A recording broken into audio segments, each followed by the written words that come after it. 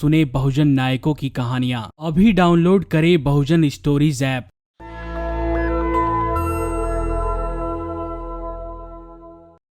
Patreon और अन्य माध्यमों से नेशनल दस्तक का सहयोग करने वाले सभी दर्शकों का बहुत बहुत शुक्रिया। आपके सहयोग से ही बहुजन मीडिया को नई ऊंचाई मिल रही है और मनोबल और अधिक बढ़ रहा है। आशा है आगे भी आप हमें ऐसे ही सपोर्ट करते रहेंगे। धन्यवाद। लॉकडाउन में नौकरी करने वाले लोगों पर काफी बुरा असर पड़ा है। काफी लोगों को नौकरियों से हाथ धोना पड़ा। अनुमान लगाया जा सकता है कि अप्रैल में जब से लॉकडाउन लगा है तब से जुलाई तक करीब 2 करोड़ से अधिक लोगों को नौकरी से हाथ धोना पड़ा। आपको बता दें कि लॉकडाउन के दौरान अधिकतर आर्थिक गतिविधियां बंद थीं, जिससे अर्थव्यवस्था को नुकसान तो पहुंचा ही, इसके साथ साथ बहुत लोग बेरोजगार भी हो गए। पहले से ही सुस्त पड़ी अर्थव्यवस्था पर कोरोना के बाद लॉकडाउन ने जले पर नमक डालने जैसा काम किया। वहीं अब 2.67 करोड़ लोगों के बेरोजगार होने की बात कही जा रही है। भारतीय अर्थव्यवस्था निगरानी केंद्र CMIE ने अपनी एक रिपोर्ट में ऐसा दावा किया है। इसने कहा कि अप्रैल में 1.77 करोड़ वेतन भोगियों की नौकरी चली गई।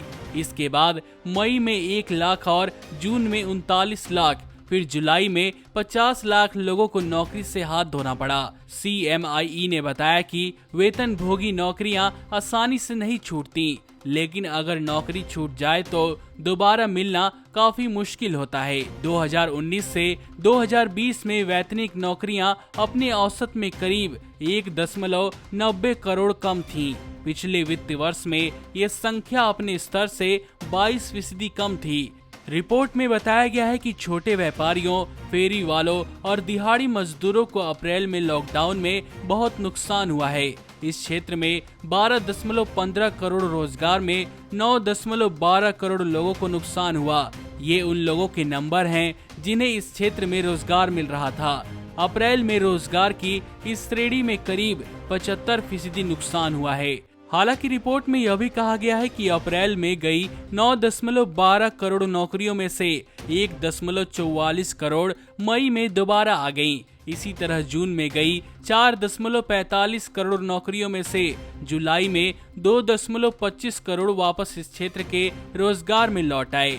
आपको बता दें कि अचानक लॉकडाउन होने से सबसे ज्यादा मार उन लोगों के रोजगार को पड़ा जो रोज कमाकर खाने वाले हैं।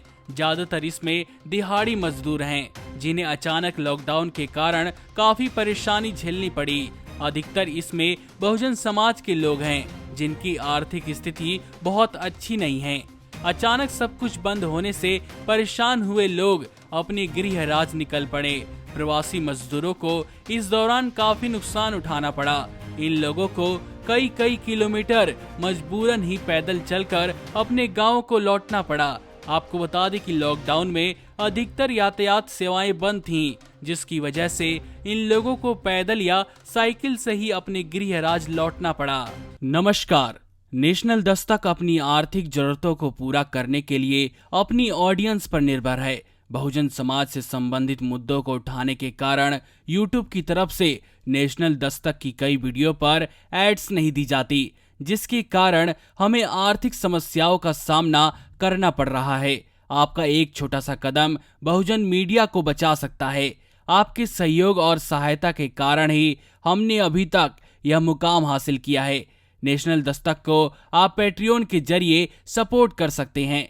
इसके साथ ही आप अन्य माध्यमों जैसे UPI, गूगल पे, डेबिट कार्ड, वॉलेट, फोन पे आदि से भी हमारी मदद कर सकते हैं, जिसका लिंक वीडियो के नीचे डिस्क्रिप्शन में डाल दिया गया है। पैट्रियन पर आप हमें प्रतिमाह $2 यानी 140 रुपए प्रतिमाह से हमारे साथ जुड़ सकते हैं।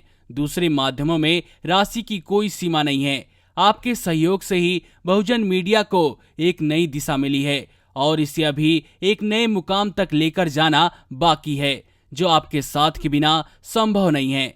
आपसे डायरेक्ट फंडिंग से हम आपके अधीन हो जाएंगे और एक स्वतंत्र मीडिया के तौर पर समाज की आवाज को बुलंद कर पाएंगे। धन्यवाद।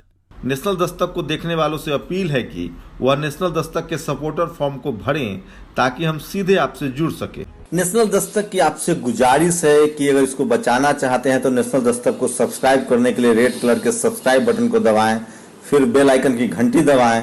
नेशनल दस्तक को बचाने के लिए बहुत जरूरी है कि हर खबर को शेयर करें, लाइक करें, कमेंट जरूर करें।